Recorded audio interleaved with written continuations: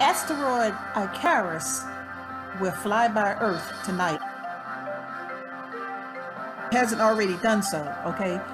Okay, the asteroid Icarus will breeze past Earth on Tuesday at a distant pass of 5 million miles.